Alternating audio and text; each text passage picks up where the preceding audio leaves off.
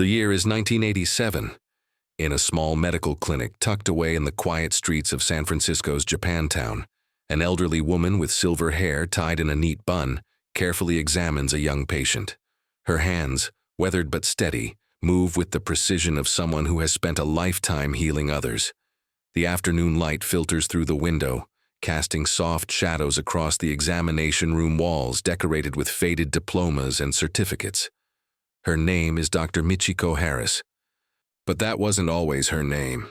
And this peaceful clinic, with its worn linoleum floors and waiting room filled with elderly Japanese Americans reading magazines, hides a secret that spans 4 decades, 2 countries, and one of the most turbulent periods in modern history. Because Dr. Harris was once Nurse Michiko Hayashi, a Japanese Imperial Army nurse who vanished without a trace after World War II ended.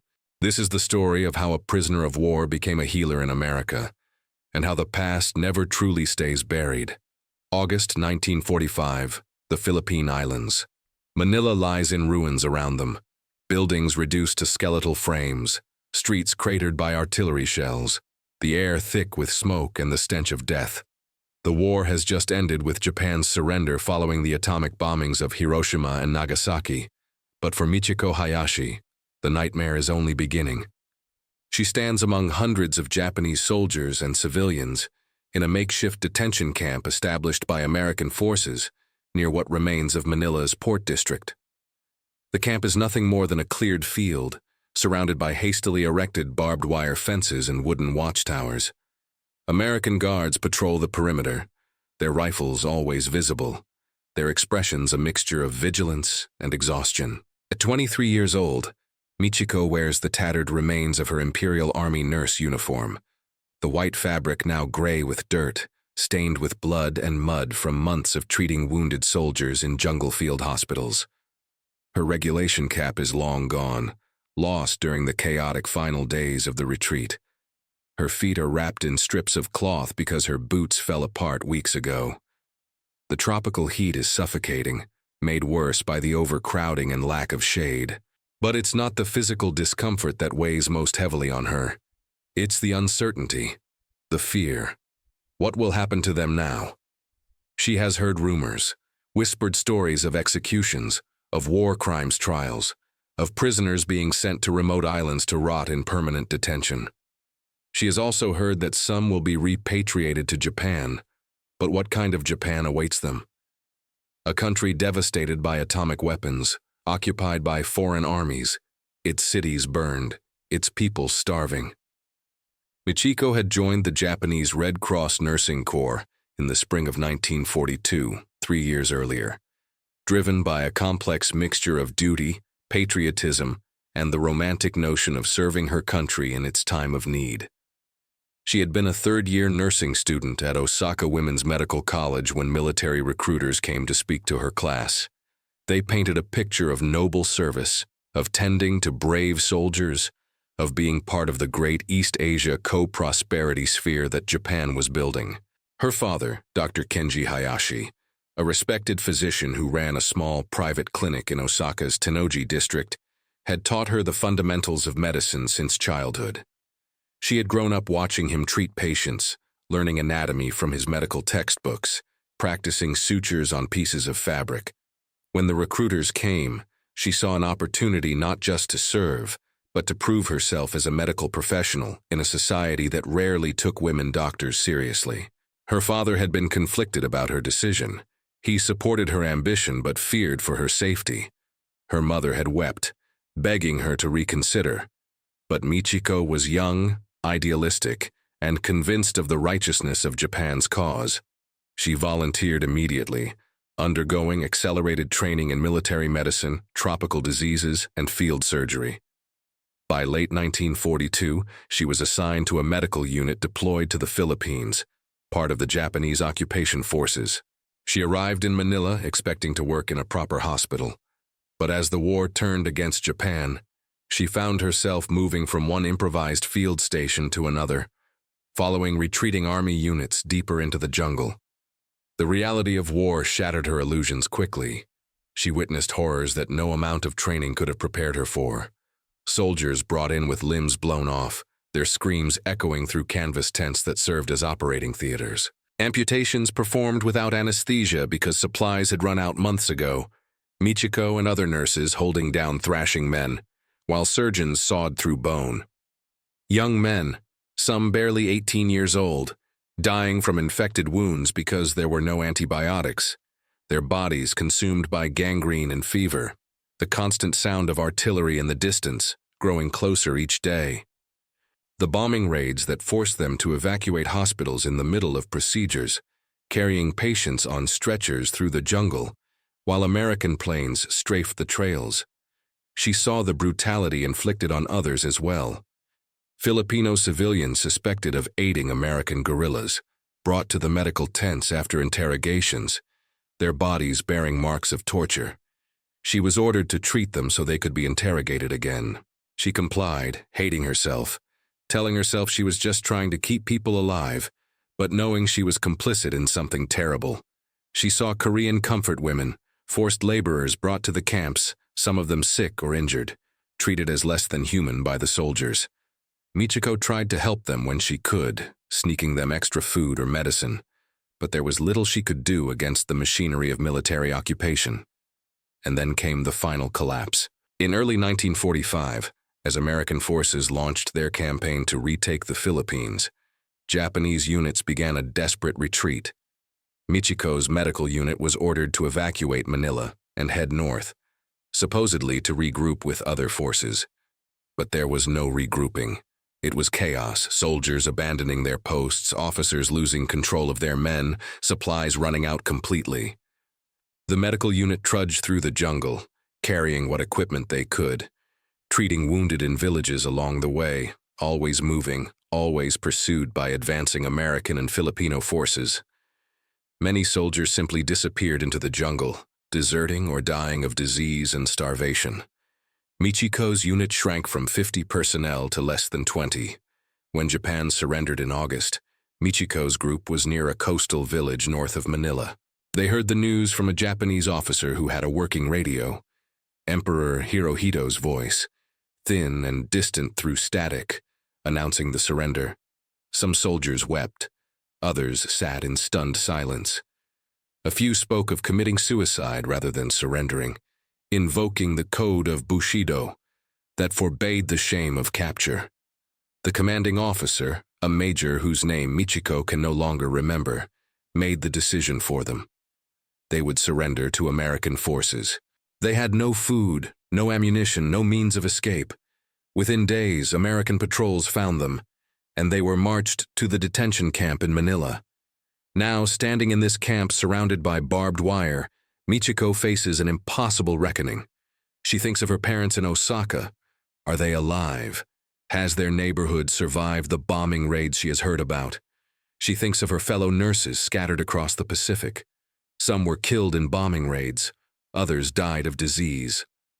A few committed suicide when capture seemed imminent. Michiko survived, but she's not sure if that makes her lucky or cursed. She watches as American soldiers process prisoners, separating military personnel from civilians, men from women, officers from enlisted. There's a methodical efficiency to it that both reassures and terrifies her. She notices one American soldier in particular, a tall man with sandy hair and tired eyes, wearing a medical officer's insignia on his uniform. He moves through the camp with a clipboard and a Filipino interpreter, speaking to prisoners, documenting names, backgrounds, and medical conditions. His manner is professional but not unkind. He doesn't shout or threaten. When he examines sick prisoners, he does so with the same careful attention she would expect from any good doctor. This surprises her. She had been taught that Americans were barbaric, that they would torture and execute prisoners. But this man seems more concerned with preventing a typhus outbreak than with revenge. When the American officer reaches Michiko, their eyes meet briefly. She sees exhaustion in his face, the kind that comes from too many months in a war zone, too many casualties, too many impossible decisions. He asks her something in English. She catches only a few words. Her English is limited to basic medical terminology learned from translated textbooks. The Filipino interpreter, a middle-aged man with a weary expression, translates the question into Japanese. Are you a nurse? Do you have medical training? Michiko hesitates.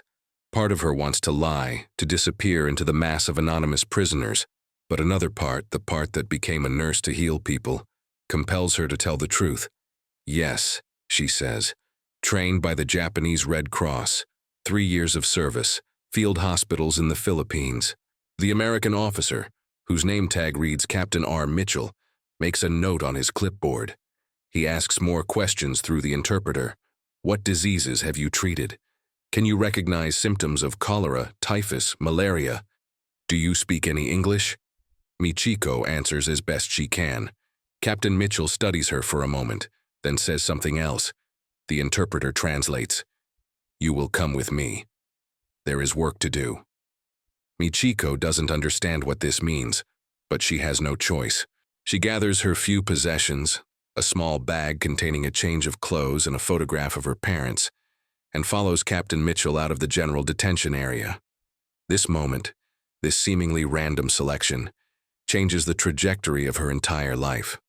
Captain Robert Mitchell, a 32-year-old surgeon from Boston, has been assigned to establish a medical screening and treatment facility for prisoners of war and displaced civilians.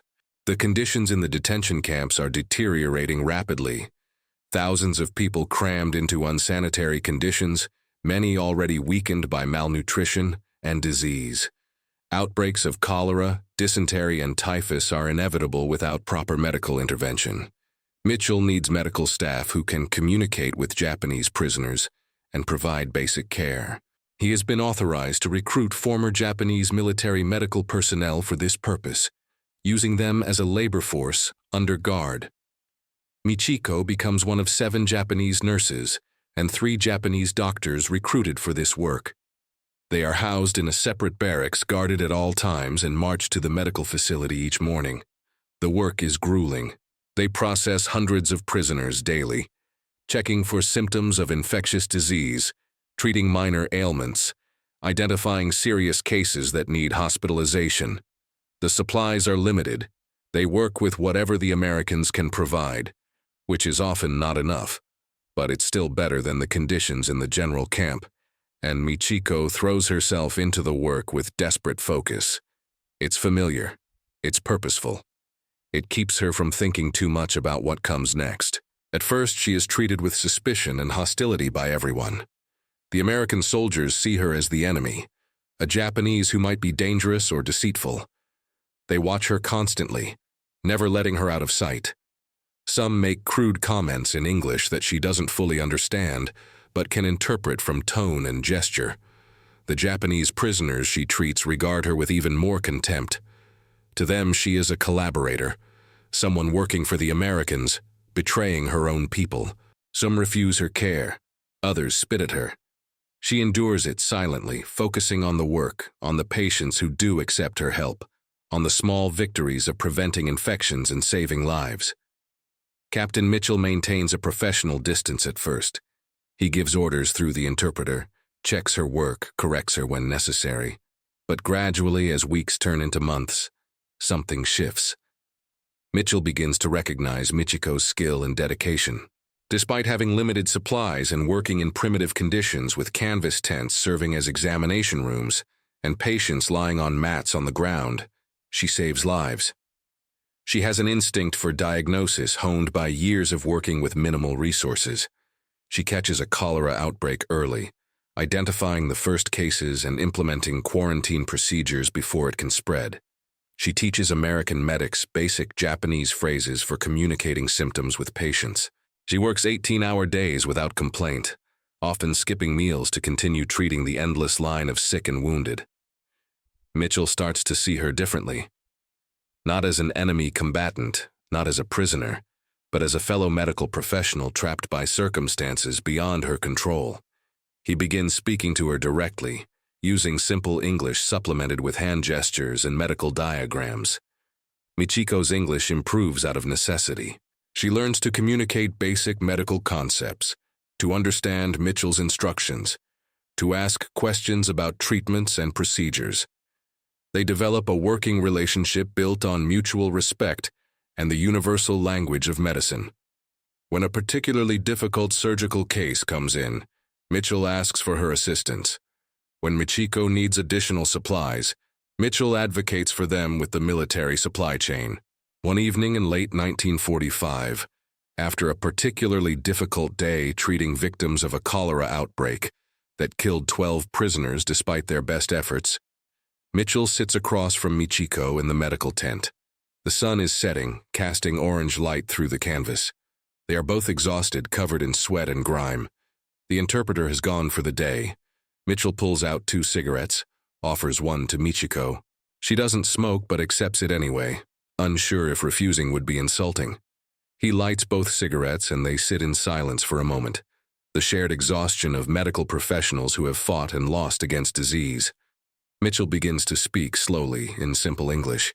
He tells her about his life before the war, growing up in Boston, medical school at Harvard, his residency in surgery, his younger brother Timothy, who enlisted in the Marines and was killed at Guadalcanal in 1942. Mitchell's voice cracks slightly when he mentions his brother. He speaks of his anger at the Japanese military, his desire for revenge, his volunteering for military service. But he also speaks of his gradual realization, working in field hospitals and now in this detention camp, that the young nurse sitting across from him is not his enemy. She is simply someone who, like him, wanted to heal people and got caught in the machinery of war. Michiko listens, understanding perhaps half of what he says, but grasping the emotion behind the words. When he finishes, she responds in her halting English, supplemented with Japanese when she lacks the vocabulary. She tells him about her father's clinic in Osaka, about studying anatomy by candlelight, because her father believed women could be doctors, even though society disagreed. She speaks of her decision to volunteer, her belief that she was serving a just cause, and her gradual horror as she witnessed what the war truly meant. She speaks of the soldiers who died in her arms, calling for their mothers. The civilians caught in the crossfire. The shame she feels for her complicity in the occupation. It's the first honest conversation either of them has had in months, perhaps years. 2 people on opposite sides of a war, finding common ground in shared exhaustion, shared loss, and shared commitment to healing. Mitchell doesn't absolve her of responsibility, and Michiko doesn't ask for absolution. But they see each other as human beings, complex and flawed, rather than as symbols of enemy nations. This conversation becomes the foundation of a friendship that will last decades and change both their lives. As 1946 arrives, the process of repatriating Japanese prisoners begins in earnest. Ships arrive regularly to transport prisoners back to Japan. The camp population slowly decreases. Michiko watches as fellow prisoners leave, some eager to return home, others terrified of what awaits them. She faces an impossible choice. Her colleague and friend, Nurse Keiko Sato, a woman her age from Tokyo who worked alongside her in the medical facility, chooses to return to Japan on one of the first repatriation ships. The night before Keiko leaves, they sit together in the barracks, speaking in whispers so as not to disturb others trying to sleep. Keiko speaks with determination about rebuilding their devastated homeland, about returning to families who might still be alive, about contributing to Japan's recovery. She has received word through the Red Cross that her parents survived the war. Though their home in Tokyo was destroyed in the firebombing, she will return to them, help them rebuild, perhaps resume her nursing career in a civilian hospital. She asks Michiko what she plans to do. Michiko admits she doesn't know. She has received no word about her family. Osaka was heavily bombed. The neighborhood where her father's clinic stood was likely destroyed. She doesn't know if her parents are alive or dead. The uncertainty paralyzes her. Keiko tries to encourage her. "Come back to Japan," she urges. "We need nurses. We need doctors. Whatever happened during the war, we can help rebuild. We can create something better." But Michiko hesitates. She has heard stories from repatriated prisoners, reports that filter back through various channels. Returning soldiers and military personnel are not welcomed as heroes. They are often treated with shame and suspicion. Japan's defeat is seen as a collective humiliation, and those who served in the military carry the burden of that defeat. Some face prosecution for war crimes. Others simply face ostracism, unable to find work, blamed for the suffering the war brought upon Japan. Moreover, Michiko has begun to glimpse a different possibility. Working alongside Captain Mitchell and the American medical staff, she has seen a different approach to medicine. More systematic, more advanced in certain techniques, more willing to question established procedures. She has learned new surgical techniques, new approaches to treating tropical diseases, new ways of organizing medical care. She has also seen something she never expected: respect for her abilities. Mitchell treats her as a colleague, values her opinions, acknowledges her contributions. In Imperial Japan, as a woman, she would never have been allowed to become a doctor, no matter her skill. Here, in this strange liminal space of the detention camp, she has been able to practice medicine in ways that would have been impossible in her homeland. When Keiko leaves, Michiko feels a profound sense of loss. Keiko represents the path not taken, the life she might have had if she had made a different choice. They embrace, promise to write, though both suspect they never will. Michiko watches the repatriation ship disappear over the horizon and feels unmoored, caught between two worlds, belonging fully to neither. Captain Mitchell presents her with an alternative shortly after. The American occupation forces in Japan need medical personnel who can serve as liaisons between the occupation administration and the Japanese population. There are positions for Japanese doctors and nurses to work in military hospitals and civilian clinics under American supervision, helping to rebuild Japan's devastated healthcare system. It's temporary civilian contract work, Mitchell explains. 6-month renewable contracts. It comes with food, housing, and a small salary. More importantly, it delays the decision about her future. She won't be returning to Japan as a repatriated prisoner with all the stigma that entails. She'll be returning as a civilian employee, with a defined role and protection under the occupation administration. Mitchell can facilitate the paperwork if she's interested. Michiko accepts. It feels like a reprieve, a chance to see what remains of her homeland without committing to staying there permanently. In March 1946, she boards a transport ship bound for Japan, this time not as a prisoner, but as a civilian contractor working for the U.S. Army Medical Corps. Arriving in Yokohama is surreal. The port city shows the scars of war everywhere, buildings reduced to rubble, streets cleared of debris but still showing bomb craters, people moving through the ruins with a hollow-eyed exhaustion that Michiko recognizes from her own reflection. But there's also activity, reconstruction beginning. American soldiers and Japanese civilians working side by side, however awkwardly, to rebuild infrastructure. Signs in English and Japanese. Military trucks delivering supplies. The complex machinery of occupation and reconstruction grinding into motion. Michiko is assigned to a U.S. Army hospital in Yokohama that treats both American military personnel and Japanese civilians. She works as a translator and nurse, helping American doctors communicate with Japanese patients, explaining treatments, navigating cultural differences. It's strange work, being Japanese in Japan but living in the American military compound, eating in American mess halls, following American regulations. She is neither fully part of the occupation forces nor fully part of the occupied population. She exists in a gray zone, useful to both sides but fully trusted by neither. During this period, Michiko witnesses the transformation of Japan under occupation. She takes her rare days off to explore what remains of Yokohama and to make a trip to Osaka to search for her family. The devastation is overwhelming. Cities that were once vibrant metropolises are now landscapes of ash and rubble. People starving in the streets, children begging for food, women selling family heirlooms for rice. The proud empire she had served, the nation she had believed was building a new order in Asia, is now humbled and occupied, its cities destroyed, its people broken.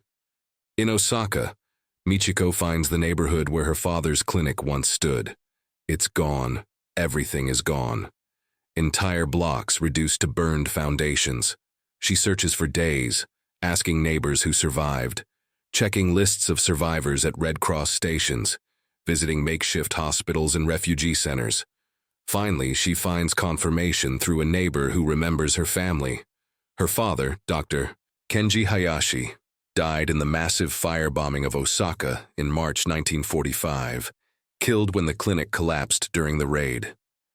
Her mother, Fumiko Hayashi, survived the initial bombing, but died 3 months later from illness and malnutrition, her body too weakened to fight off pneumonia.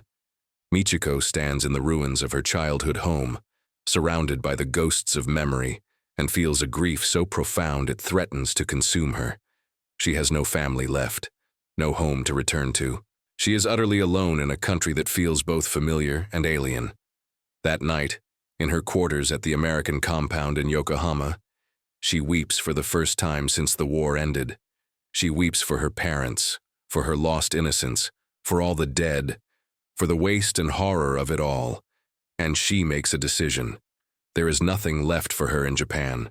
The life she knew, the family she loved, the dreams she had, all of it is ash. She will not stay. But this decision brings its own anguish. To leave Japan feels like abandonment, like a final betrayal of her parents' memory, of her country, of her identity. She is torn between grief and survival, between loyalty to the past and hope for a future. She continues working at the hospital, going through the motions, treating patients mechanically, her mind elsewhere. Her American colleagues notice her withdrawal, but attribute it to the stress of the work. Only Captain Mitchell, who has arrived in Yokohama on a temporary assignment in late 1947, recognizes the deeper crisis. Mitchell seeks her out one evening, finding her sitting alone in the hospital garden, a small space with a few surviving trees and a stone bench. He sits beside her without asking permission, a gesture of familiarity that would have been unthinkable 2 years earlier. He doesn't ask what's wrong. He simply sits with her in silence, a companionable presence. After a long while, Michiko begins to speak in her now much improved English. She tells him about finding the ruins of her home, about learning of her parents' deaths, about feeling lost and purposeless. Mitchell listens without interrupting. When she finishes, he speaks carefully, choosing his words. He tells her that he's returning to the United States permanently in a few months, accepting a position at a hospital in San Francisco. He mentions that the hospital is actively recruiting staff, that there are opportunities for qualified nurses, and that the city has a significant Japanese American community. He says that with his sponsorship and given her work record with the U.S. military, she might be eligible to emigrate to America. It's not guaranteed. The immigration process is complex, especially for former enemy nationals. But it's possible. Would she be interested? Michiko is stunned. America, the country that dropped atomic bombs on Hiroshima and Nagasaki, killing hundreds of thousands. The country that firebombed Tokyo and Osaka, reducing cities to ash. The country that was her enemy, but also the country that has shown her a different way of practicing medicine. The country where Captain Mitchell comes from, a man who has treated her with respect and kindness. The country where perhaps her past might not define her entire future, where she might be able to start over, where a woman might actually be able to become a doctor. She asks for time to think. That night and for many nights after, she wrestles with the decision. She walks through the streets of Yokohama, past the rubble and the reconstruction, past the faces of her countrymen struggling to survive. She thinks of Keiko Sato, who chose to stay and rebuild. She thinks of her parents, who lived and died in Japan. She thinks of her duty to her homeland. But she also thinks of the future, of the possibility of continuing her medical education, of living somewhere where her wartime service won't be a permanent stain, of perhaps finding peace. In early 1948, Michiko tells Captain Mitchell that she wants to try. She wants to emigrate to America. Mitchell begins the process immediately, navigating the complex bureaucracy of post-war immigration. There are background checks, interviews with military intelligence officers who want to ensure she wasn't involved in war crimes, medical examinations, paperwork in triplicate. The process is invasive and humiliating. She is questioned repeatedly about her service, about what she witnessed. About whether she participated in atrocities. She answers truthfully. She treated wounded soldiers. She witnessed terrible things, but did not participate in them. She tried to help where she could. The investigation takes nearly a year. During this time, Michiko continues working at the hospital, living in a state of suspended animation, not sure if her application will be approved, not sure if she's making the right choice. She receives one letter from Keiko Sato, forwarded through the Red Cross. Keiko has returned to her family in Tokyo, is working as a nurse in a civilian hospital, is engaged to be married. She writes of the difficulties of life in post-war Japan, but also of hope, of rebuilding, of a future. She asks Michiko when she's coming home. Michiko doesn't reply. She doesn't know how to explain her decision. Finally, in late 1948, her application is approved. She is granted a visa to enter the United States as a civilian immigrant, sponsored by Captain Mitchell and employed as a nurse at the hospital where he will be working. The approval comes with conditions. She must report regularly to immigration authorities. She must maintain employment. She cannot engage in any political activities. She is, essentially, on permanent probation. But it's approval. It's a chance. In early 1949, Michiko Hayashi boards a ship bound for San Francisco. She carries a single suitcase containing her nursing certificate, a photograph of her parents, the one letter from Keiko, and the few clothes she owns. She also carries a new identity, carefully constructed by immigration paperwork. Michiko Hayashi, civilian nurse, employed by the U.S. military in Japan from 1945 to 1949. Her service in the Imperial Japanese Army is omitted, buried in classified files that will remain sealed for decades. The voyage across the Pacific takes 2 weeks. Michiko spends most of it on deck, watching the ocean, caught between two worlds. Behind her, Japan recedes into the distance, the country of her birth that no longer feels like home. Ahead, America approaches, unknown and frightening. She shares the ship with other emigrants, mostly war brides, Japanese women who married American servicemen during the occupation. They regard Michiko with curiosity. She is traveling alone, unusual for a Japanese woman. She doesn't share their excited chatter about meeting their husbands' families, about starting new lives in America. She keeps to herself, uncertain of her place among them. When the ship enters San Francisco Bay and she sees the Golden Gate Bridge for the first time, Michiko feels a mixture of awe and terror. The city sprawls before her, vibrant and intact, untouched by war. It's overwhelming after years of living among ruins. The buildings are whole. The streets are clean. People look healthy, well-fed. It's almost obscene, this prosperity, this normalcy, while Japan starves.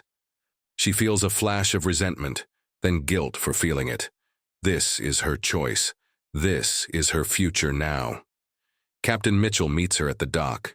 He has been promoted to major and looks different in civilian clothes, less intimidating, almost friendly.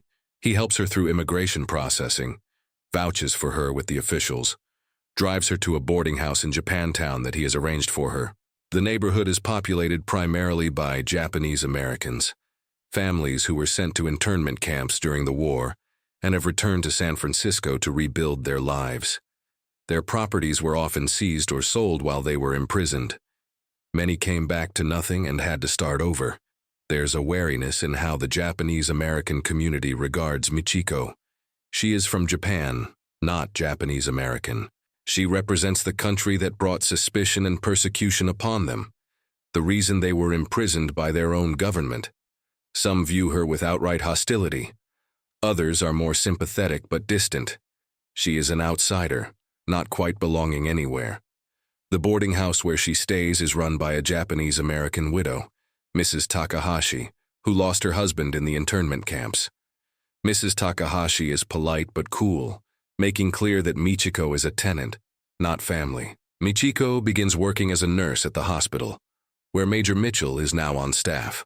She works night shifts initially, the least desirable hours, which suits her fine. She prefers working when there are fewer people around, fewer opportunities for awkward interactions. Her English continues to improve out of necessity. She learns American medical terminology, American procedures, American culture. She works hard, harder than anyone else, volunteering for extra shifts, never calling in sick, never complaining. It's partly dedication and partly survival strategy. If she works constantly, she doesn't have time to think about what she's left behind, about whether she made the right choice, about the profound loneliness that threatens to swallow her. She sends money regularly to a relief organization helping war orphans in Japan, a private penance for her survival, for her escape, for having food when so many are starving. She keeps to herself, speaking little of her past to anyone. To her colleagues at the hospital, she is simply Michiko, the quiet, competent Japanese nurse who works harder than anyone else and never seems to sleep. They don't know about the field hospitals in the Philippine jungle. They don't know about the detention camp. They don't know that she sometimes wakes at night, hearing screams that aren't there, seeing faces of soldiers who died in her arms, smelling the stench of gangrene and death. It's during this period of isolation and adjustment that Michiko meets Mrs. Harumi Nakamura, an encounter that will prove transformative. Mrs. Nakamura is an elderly Japanese-American woman who runs a small grocery store in Japantown. She is in her late 60s, a widow whose husband died shortly after their release from Manzanar internment camp. Mrs. Nakamura had spent 3 years in Manzanar, her store confiscated by the government, her savings frozen, her life upended simply because of her ancestry. She returned to San Francisco after the war to find her store occupied by someone else, her inventory sold, her home ransacked. But she rebuilt, slowly, stubbornly, taking whatever work she could find until she saved enough to open a new small store. Michiko first encounters Mrs. Nakamura when she stops at the grocery store to buy rice and vegetables. Mrs. Nakamura notices her immediately, recognizes her as new to the neighborhood. She asks in Japanese where Michiko is from. Michiko hesitates, then admits she's from Osaka, recently arrived from Japan. Mrs. Nakamura's expression shifts, becoming more guarded, but she doesn't turn hostile. She simply nods and completes the transaction. Over the following weeks, as Michiko returns regularly to the store, Mrs. Nakamura begins to speak with her more, asking careful questions, observing her. One evening, Mrs. Nakamura invites Michiko to dinner. It's unexpected and Michiko almost declines, uncomfortable with the intimacy it implies. But something in Mrs. Nakamura's expression, a kindness mixed with understanding, makes her accept. The dinner is simple, rice and fish and vegetables, but it's the first home-cooked Japanese meal Michiko has had in years. They eat mostly in silence, but it's a comfortable silence. After dinner, Mrs. Nakamura serves tea and begins to talk. She tells Michiko about the internment camps, about the day soldiers came to her door and gave her family 1 week to sell or store everything they owned before being taken away, about the train ride to Manzanar, the windows covered so they couldn't see where they were going, about the camp itself, the barracks with thin walls and no privacy, the barbed wire and guard towers, the dust storms that swept through the high desert, the humiliation of being imprisoned without trial, without charge, simply for being Japanese. She speaks without bitterness, just a quiet, matter-of-fact recounting of what happened. She tells Michiko about returning to San Francisco after the war, about finding their store gone, about the years of struggle to rebuild. She speaks of her husband, who never recovered from the shame and stress of internment, who died of a heart attack in 1947, broken by what his own country had done to him. And then she looks at Michiko and says something that strikes deep. We all carry wounds from the war. Different wounds, but wounds nonetheless. The question is what we do with them. Do we let them define us, or do we find ways to heal and move forward? Michiko finds herself opening up in ways she hasn't with anyone else. She tells Mrs. Nakamura about her service as a nurse, about the detention camp, about losing her parents, about the guilt and confusion she feels. Mrs. Nakamura listens without judgment, nodding occasionally. When Michiko finishes, Mrs. Nakamura says simply, "You are here now. You are alive. You have skills that can help people. That is enough." You don't need to carry the weight of the entire war. Just carry what is yours and do what good you can. This conversation becomes the first of many. Mrs. Nakamura becomes a mentor, a surrogate grandmother, a bridge to understanding her new life. She teaches Michiko about Japanese American culture, which is different from Japanese culture, shaped by decades in America and the trauma of internment. She introduces her to other community members, vouching for her, helping her navigate the complex social dynamics of Japantown. Slowly, painfully, Michiko begins to find a place, not quite belonging, but no longer completely adrift. Through Mrs. Nakamura, Michiko begins to understand the complexity of identity and loyalty. The Japanese Americans had been treated as enemies by the country they called home, imprisoned without trial, their loyalty questioned despite being American citizens. Yet many had persevered.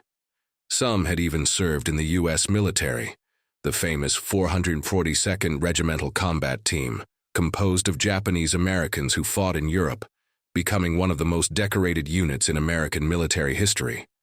They fought for a country that had imprisoned their families, trying to prove their loyalty, their worthiness, their right to be American. Michiko realizes that her own story, though different, shares threads with theirs. Displacement, the question of where one belongs, the struggle to build a life in the aftermath of war and trauma. She begins to see that identity is not fixed, not simply a matter of birthplace or ethnicity, but something more fluid, shaped by choices and experiences. She is Japanese, yes, but she is also becoming something else. Not quite Japanese American, but not simply Japanese either. Something in between, something undefined. The 1950s bring both challenges and opportunities. The Korean War erupts in June 1950, and suddenly, Michiko's medical experience is in high demand. She is assigned to work in the hospital's emergency ward, treating wounded soldiers returning from another Asian conflict. The irony is not lost on her. She had once treated Japanese soldiers wounded by Americans. Now she treats American soldiers wounded by North Korean and Chinese forces. The wounds are the same. The pain is the same. The desperate attempts to save young lives are the same. War, she realizes with a profound weariness, is the same tragedy in different uniforms, repeating endlessly. Major Mitchell, now Lieutenant Colonel Mitchell, has become a trusted friend and mentor. He recognizes Michiko's abilities and her dedication.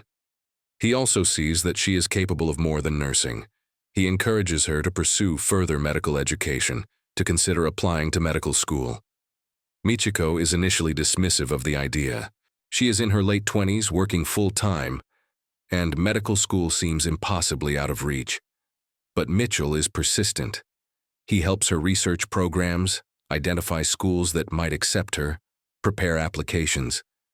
He writes her letters of recommendation that emphasize her extensive practical experience and her exceptional diagnostic skills.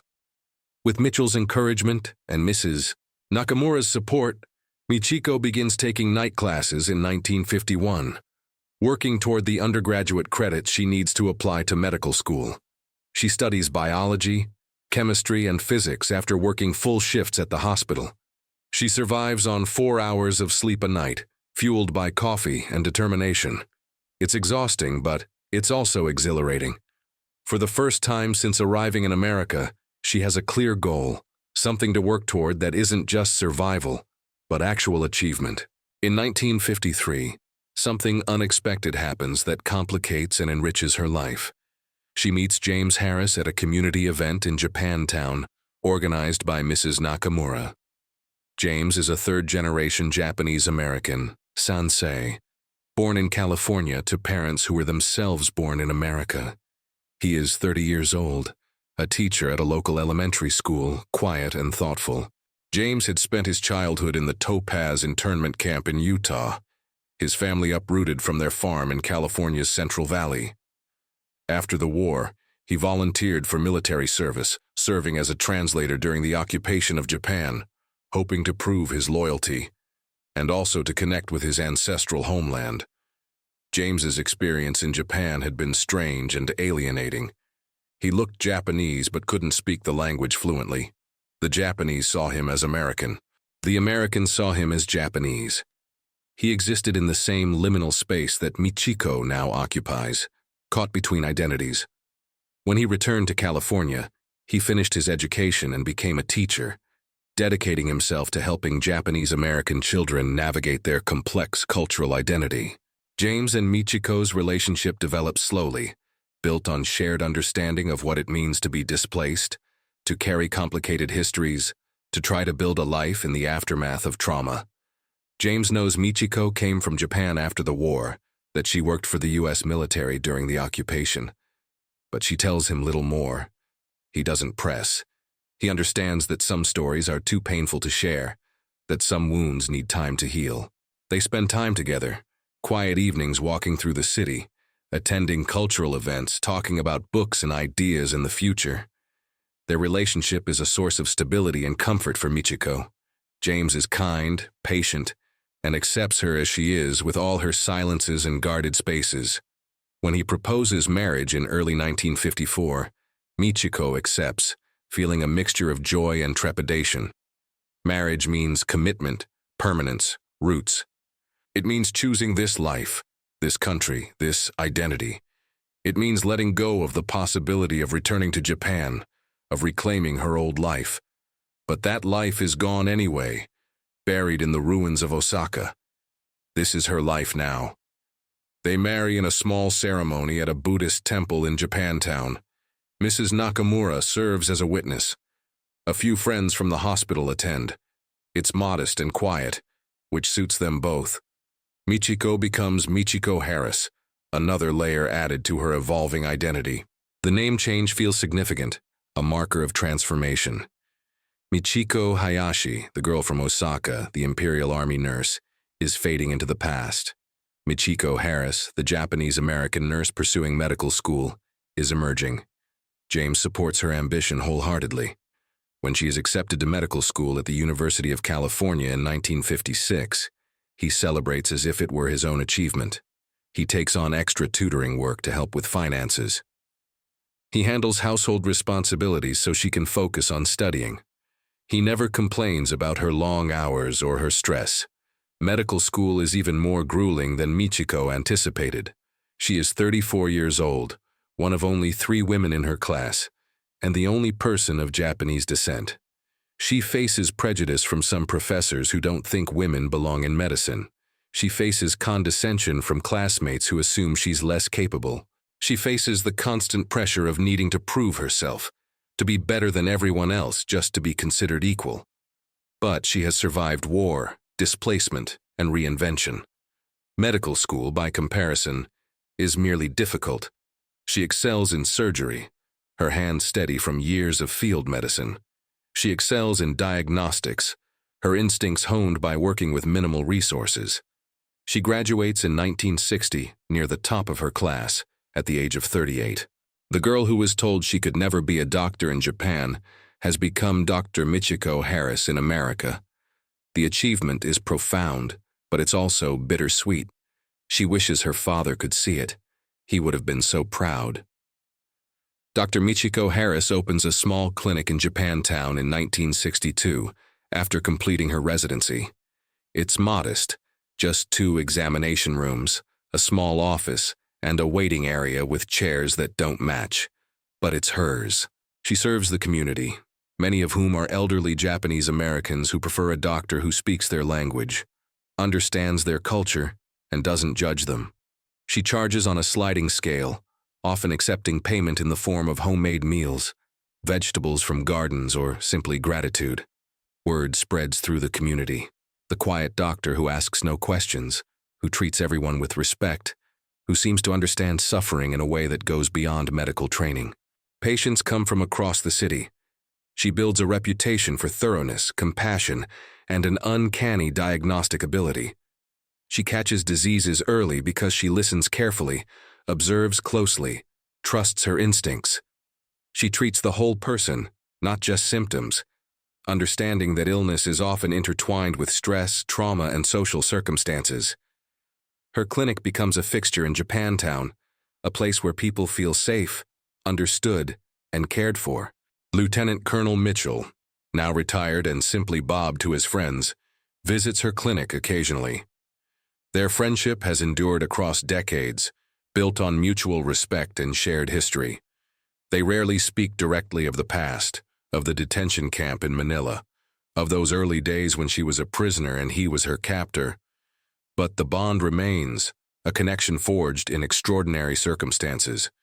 Mitchell is proud of what Michiko has accomplished, and he tells her so. She is grateful for his support, for his belief in her when she had trouble believing in herself. In 1968, tragedy strikes. James Harris dies suddenly of a heart attack while at work. He is only 45 years old. Michiko is devastated. James had been her anchor, her connection to a normal life, her reminder that happiness was possible even after trauma. His death reopens old wounds, reminds her of all the loss she's carried. She had lost her parents, her country, her old identity. And now she has lost her husband, her partner, the person who made America feel like home. Mrs. Nakamura, now in her 80s and frail, helps her through the grief. "You have your work," she tells Michiko. "You have your patience. You have built something good. This is not nothing. You honor James by continuing, by living fully, by helping others." Michiko takes the words to heart. She throws herself into her practice, working longer hours, taking on more patients, filling the emptiness with purpose. It's what she has always done. Work, heal, move forward. Don't stop long enough for the pain to catch up. The 1970s pass in a blur of work and routine. The Vietnam War ends, bringing a new wave of trauma and displacement. Michiko treats Vietnamese refugees who settle in the Bay Area, recognizing in them the same shell-shocked displacement she once felt. She treats aging Japanese Americans dealing with the health consequences of years of hard labor and stress. She treats everyone who comes through her door, regardless of ability to pay. Her clinic is always busy, always needed. America changes around her. The civil rights movement, the women's liberation movement, the redress movement seeking acknowledgement and reparations for Japanese American internment. Michiko watches these changes with a mixture of hope and detachment. She supports the causes intellectually but remains personally distant, unwilling to draw attention to herself, to risk questions about her own past. She continues to live quietly, working, attending the Buddhist temple on Sundays, having occasional dinners with old friends. She never remarries. She lives alone in a small apartment above her clinic. Her life is simple, routine, purposeful. In 1982, Lieutenant Colonel Robert Mitchell dies of cancer. Michiko attends the funeral, one of many former colleagues and patients paying respects. Mitchell's daughter, whom Michiko has met a few times over the years, approaches her afterward. She thanks Michiko for coming, mentions that her father had spoken of Michiko often, calling her one of the finest doctors he'd ever known, and one of his dearest friends. She gives Michiko a small box, saying her father wanted her to have it. Inside the box, Michiko finds a letter Mitchell wrote shortly before his death. In it, he reflects on their friendship, on the strange circumstances of their meeting, on how much he learned from her about resilience, compassion, and the complexity of war. He writes that helping her come to America and watching her become a doctor was one of the things he was most proud of in his life. He thanks her for teaching him to see beyond uniforms and nationalities, to recognize the humanity in everyone. Michiko reads the letter alone in her apartment and weeps. Mitchell had been her bridge between worlds, the person who had seen her at her lowest and helped her rise. With his death, she feels more alone than ever, the last keeper of certain memories. Then, in early 1987, something happens that shatters Michiko's carefully constructed peace. A young woman walks into her clinic one afternoon, introducing herself as Sarah Chen, a journalist and researcher. Sarah is in her late 20s, energetic and earnest, working on a project about displaced persons after World War II. She has been going through recently declassified military records and has found references to a Nurse Michiko Hayashi, who worked in prisoner of war camps and occupation hospitals in the Philippines and Japan. The records mention her exceptional service, her role in preventing disease outbreaks, her assistance to American medical personnel.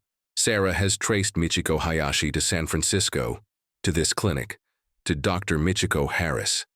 She has documents, photographs from the occupation period showing medical staff, including a young woman who looks unmistakably like a younger Michiko. She has testimonials from American veterans who remembered a Japanese nurse named Michiko who had helped them. She has immigration records. The evidence is circumstantial but compelling. Sarah is not accusatory. She's genuinely interested in telling these forgotten stories, stories of people who crossed enemy lines, who chose compassion over hatred, who rebuilt lives from ruins. Michiko's first instinct is to deny everything, to claim it's a case of mistaken identity, to protect the life she has built, the identity she has carefully constructed. But Sarah is thorough and persistent. She returns several times, always polite, always respectful, but always with more evidence, more questions. Michiko asks her to leave, to let the past stay buried. But Sarah argues that these stories matter, that they show the complexity of war and peace, that they demonstrate the resilience of the human spirit. Michiko is trapped between fear and exhaustion. She has spent 40 years running from her past, hiding it, hoping it would stay buried. But perhaps Mrs. Nakamura was right. The past is not something we erase, it is something we carry, and maybe it's time to stop carrying it alone. That night, she sits in her apartment surrounded by the life she has built. Her medical degree on the wall, photographs of James, the small Buddha statue Mrs. Nakamura had given her decades ago, the letter from Colonel Mitchell. She thinks about the girl she was in 1945, terrified in a detention camp, the choices she made, the people she helped, the country she left behind, the identity she constructed. She has spent 40 years in America, longer than she lived in Japan. She has treated thousands of patients, saved countless lives, built a respected practice, earned the trust of her community. But she has also lived with a constant low-level fear of discovery, of judgment, of her past catching up with her. Maybe it's time to stop running. Maybe it's time to tell the truth, whatever consequences that brings. The next day, Michiko calls Sarah Chen. She agrees to tell her story, with conditions. She wants to control how it's told. She wants to emphasize the historical context, the complexity, the fact that individuals on both sides of the war were more than their uniforms. She wants to make clear that she is not seeking sympathy or trying to excuse the actions of the Imperial Japanese military. She simply wants to tell her truth. Sarah agrees eagerly. Over the following weeks, Michiko recounts her history in detail, the nursing corps, the field hospitals in the Philippines, the horrors she witnessed, the capture, Captain Mitchell, the detention camp, the choice to work with American forces, the occupation years in Japan, the decision to emigrate to America, the years of silence and rebuilding. Sarah listens, records, asks thoughtful questions. She shows Michiko more documents she's uncovered, including a commendation letter written by Colonel Mitchell in 1949, recommending Michiko for permanent residency.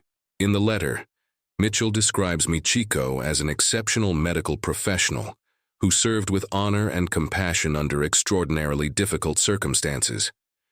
He writes that her work preventing disease outbreaks in the detention camps saved countless lives, both Japanese and American. He notes her dedication, her skill, and her courage in choosing to work with former enemies toward healing rather than continuing cycles of hatred. He recommends her without reservation for permanent residency in the United States, stating that she would be an asset to any community fortunate enough to have her. Reading Mitchell's words, written nearly 40 years ago, Michiko cries for the first time in decades. He had understood. He had seen her not as an enemy or a victim, but as a person, complex and flawed, and trying her best in impossible circumstances. And he had helped her when she had no one else. She wishes she had thanked him more explicitly before he died. She wishes she had told him how much his support meant, how it literally saved her life. Sarah's article is published in the San Francisco Chronicle in late 1987. It's a long-form piece titled, "From Enemy Nurse to Community Healer: The Remarkable Journey of Dr. Michiko Harris." The article is thorough and nuanced, providing historical context about Japanese nurses in World War II, the detention camps, the occupation period, and the complex process of post-war reconciliation. It tells Michiko's story with respect and honesty, neither glorifying nor condemning, simply presenting the facts and letting readers draw their own conclusions. The response is intense and mixed. Some readers are deeply moved by the story of reconciliation and resilience. They see Michiko as an example of how individuals can transcend the hatred of war, how compassion can bridge even the deepest divides. Others are critical, questioning why a former Imperial Army nurse deserves sympathy when so many suffered at Japanese hands. Veterans groups have divided reactions. Some remember the brutality of the Pacific War, the Bataan Death March, the treatment of POWs, and cannot forgive anyone who wore a Japanese uniform. Others, particularly those who served in the occupation, remember the Japanese civilians and former military personnel who helped rebuild the peace, who worked alongside Americans to heal the wounds of war. For Michiko, the publicity is uncomfortable, but ultimately liberating. She no longer has to hide, to constantly guard her words, to fear discovery. Patients who have known her for decades learn about her past and, for the most part, their respect for her only grows. Many had suspected she carried some deep sorrow, some unspoken trauma. Now they understand. She receives letters from other Japanese immigrants with similar stories, people who had served in various capacities during the war and then made new lives in America or other countries. She realizes she is not alone in carrying this history. There is a whole generation of people who lived through the war, made difficult choices, and then spent decades in silence. In 1988, Michiko is invited to speak at a symposium on reconciliation and post-war healing, organized by a university in San Francisco. She is nervous but accepts. Standing before an audience of historians, veterans, students, and community members, she tells her story simply and honestly. She does not excuse the actions of the Imperial Japanese military. She does not claim to be a hero. She simply describes what she experienced, the choices she made, and what she learned. War turns people into enemies, she says, her voice steady despite her nervousness. But peace requires us to see each other as human beings again. I was fortunate. I met people who saw me as a person, not just a symbol of their enemy. Colonel Mitchell, Mrs. Nakamura, my husband James, and countless patients over the years.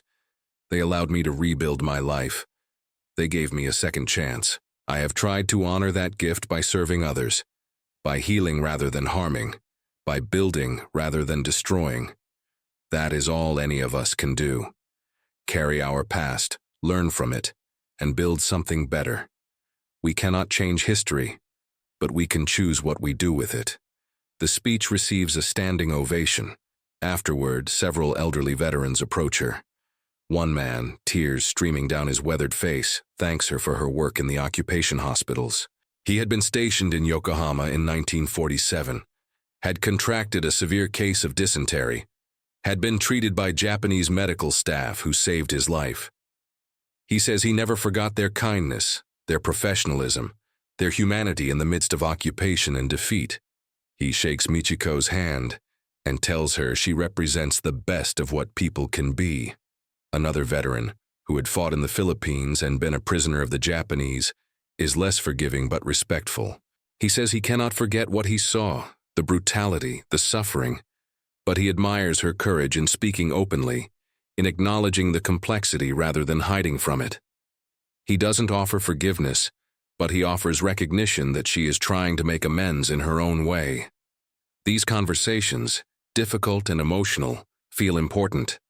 They are small acts of reconciliation, decades delayed but still meaningful. They don't erase the past, but they acknowledge it, honor it, and perhaps offer a path forward. Dr. Michiko Harris continues practicing medicine until 1995, when she finally retires at the age of 73. Her hands are still steady, her mind still sharp, but she feels the weight of her years, the accumulated exhaustion of a lifetime of work and service. Her clinic is taken over by a younger doctor, Dr. Amy Tanaka, a third-generation Japanese-American woman, who had been inspired by Michiko's story to pursue medicine. On Michiko's last day, the waiting room is filled with patients, former patients, and community members who come to say goodbye. There are flowers everywhere, cards expressing gratitude, and many tears. Mrs. Nakamura's granddaughter, now a middle-aged woman who runs her grandmother's old store, presents Michiko with a framed photograph of the Japantown community gathered in front of the clinic. The plaque reads, "In gratitude to Dr. Michiko Harris, who healed our bodies and honored our stories, you showed us that compassion transcends borders and that healing is always possible." Michiko is overwhelmed, unable to speak, simply nodding her thanks through tears. In retirement, Michiko becomes more active in historical reconciliation efforts and education. She participates in oral history projects, sharing her experiences with researchers and students. She corresponds with historians in Japan who are documenting the experiences of nurses and medical personnel during the war. She speaks at schools, telling young people about the war not from a political or military perspective, but from the perspective of someone who lived through it, who witnessed its horror, and who spent decades trying to heal its wounds. She even finally returns to Japan in 1997, her first visit in nearly 50 years. The country is unrecognizable, modern, prosperous, peaceful. Tokyo and Osaka are gleaming metropolises of glass and steel. No trace of the devastation she remembered. She visits Osaka, where her father's clinic once stood. The neighborhood has been completely rebuilt. High-rise apartments and shopping centers stand where wooden houses and narrow streets used to be. There is no physical trace of the past, but Michiko can still see it in her mind. She can still picture her father's clinic, the waiting room where she first learned to take blood pressure, the examination room where he taught her to listen to heartbeats. She finds a memorial to civilian victims of the war in a small park and leaves flowers for her parents. She whispers an apology for leaving, for not coming back sooner, for building a life elsewhere. But she also tells them about that life, about becoming a doctor as her father always hoped, about the thousands of patients she treated, about the good she tried to do. She hopes they would understand. She hopes they would be proud. Michiko Harris dies peacefully in her sleep on a quiet morning in 2003, at the age of 81. She is found by Dr. Tanaka, who had come to visit for their regular Sunday tea. Michiko is in her favorite chair, a book open in her lap, a slight smile on her face as if she had simply drifted off while reading. It's a peaceful end to a life that had known so much turmoil. Her obituary in the San Francisco Chronicle is lengthy and detailed, describing her as a beloved community physician, a survivor of World War II, a bridge between cultures, and a symbol of reconciliation and resilience. Her funeral is attended by hundreds. Former patients, colleagues, community members, historians, students she had spoken to, and even a few elderly veterans who had known her during the occupation years. The Buddhist temple is filled to capacity, with people standing in the aisles and spilling out into the courtyard. Sarah Chen, the journalist who had first uncovered her story and had remained a friend over the years, delivers a eulogy.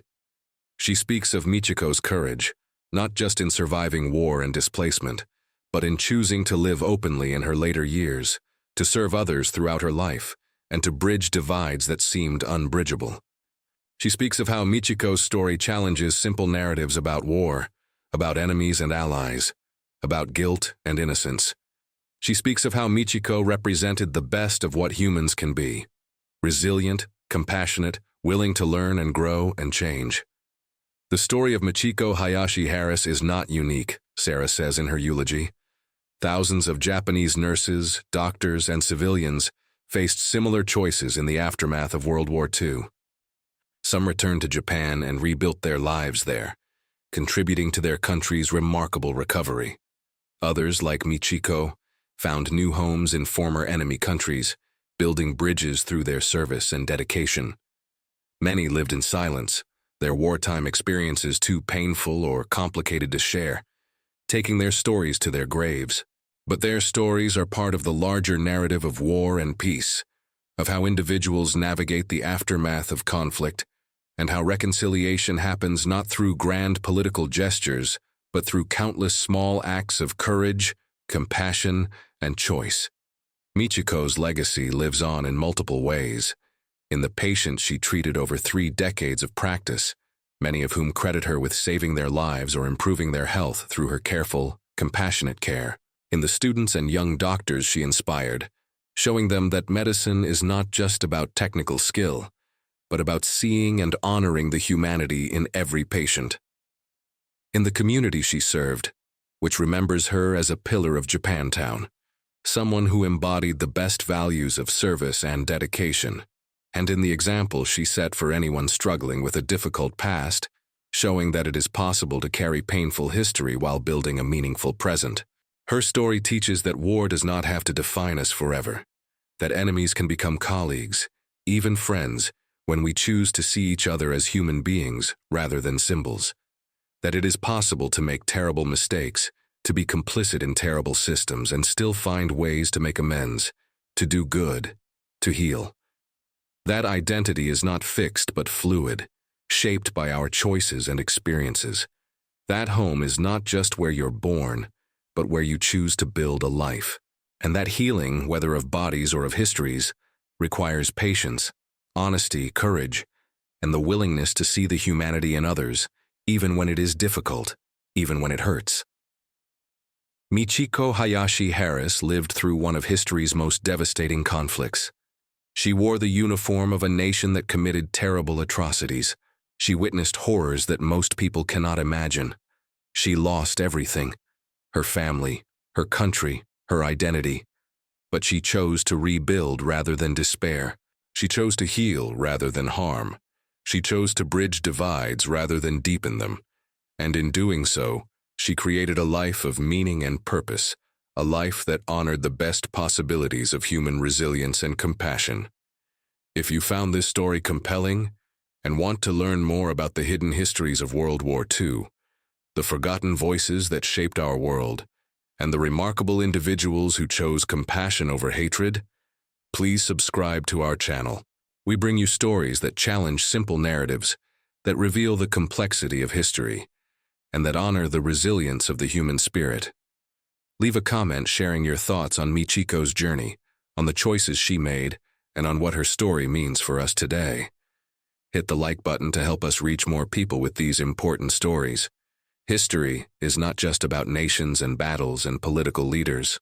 It's about individuals who faced impossible choices and found ways to survive, to rebuild, to heal, and to create something better from the ashes of destruction.